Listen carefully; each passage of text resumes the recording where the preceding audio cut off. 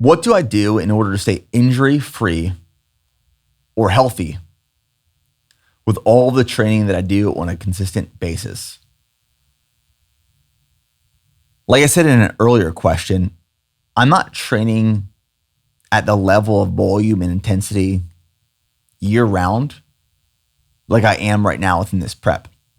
But I always have a base level of fitness. I'm always running and lifting. And then when I go into a prep, the volume and intensity increases throughout a build for a specific goal. And after that goal is accomplished or that race or competition has ended, then I go back to baseline.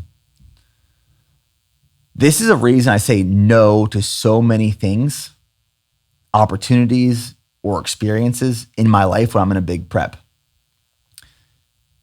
because it allows me to focus and stay injury-free and healthy.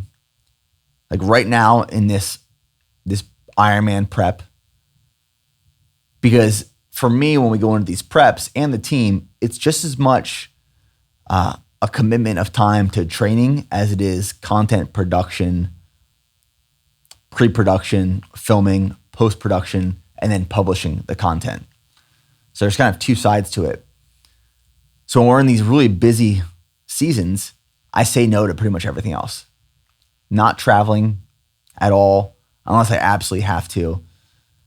I'm not doing any dinners out, whether it's personal or business. And the only exception is that I'll go do these dinners if my wife is involved. But like, I'm not just going to meet or connect with someone over a lunch or dinner. I say no to a lot of things right now so I can focus and stay healthy, stay on top of my nutrition, my hydration, my training, my recovery protocols, so that I don't put myself in a compromised position to get injured or be unhealthy.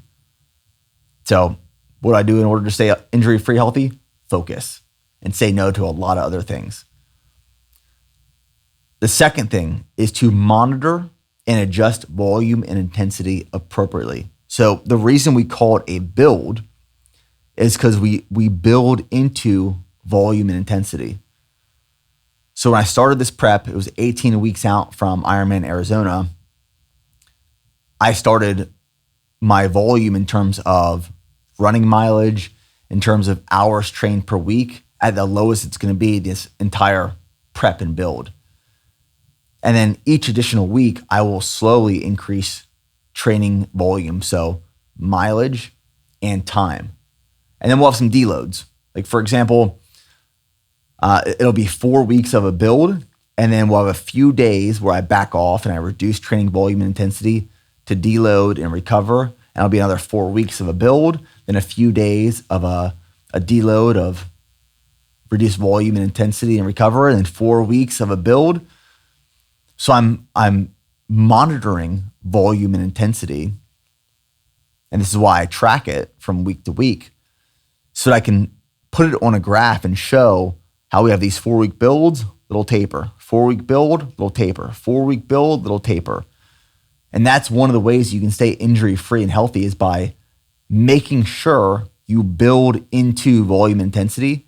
You don't go from 0 to 100 really quick and then hold 100 for all 18 weeks, hoping and praying that you stay injury-free and healthy. Nutrition, sleep, hydration, sauna, cold plunge, compression boots, these are all things that I utilize and prioritize in order to stay healthy and injury-free. I train smart, I listen to my body.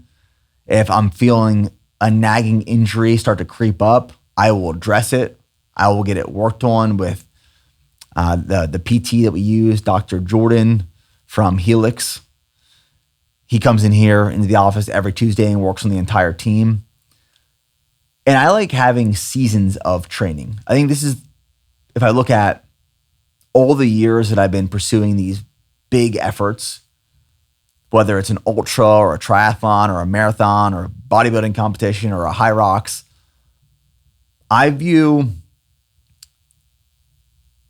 the year or years as in season versus off season, just like professional athletes do. When you're in season, volume is high, intensity is high, There's a lot of specificity and structure to your training to facilitate a certain goal. But if you stayed in that in season for an extended period of time, you're probably going to put yourself in a position to get injured and hurt and be unhealthy. So I'm not someone who goes from race to race to race. I'm not a race junkie. Some people are. I see some people's race calendars for the year, and it's like year after year after year, where it's 5, 10, 15 races in competition sometimes.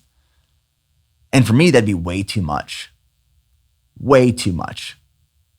And I see these people get injured all the time because they're not allowing themselves the time to recover and rest and bring training volume and intensity down to baseline for a period of time. It's just trying to maintain this threshold for extended periods of time, being weeks and months and years. And that puts you in a compromised position to get hurt and injured. So I believe that having an in-season and then an off-season is extremely beneficial.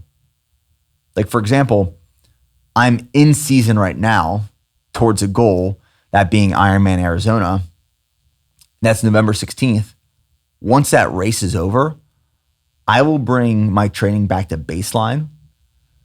For the first couple of weeks after that race, I'll really pull back and just let my body reset and recover. And then from there, I'll slowly build training volume back up to baseline to ensure that any injuries or things that are kind of nagging and bothering me, they have time to recover and heal before I jump back into another goal or another style of training.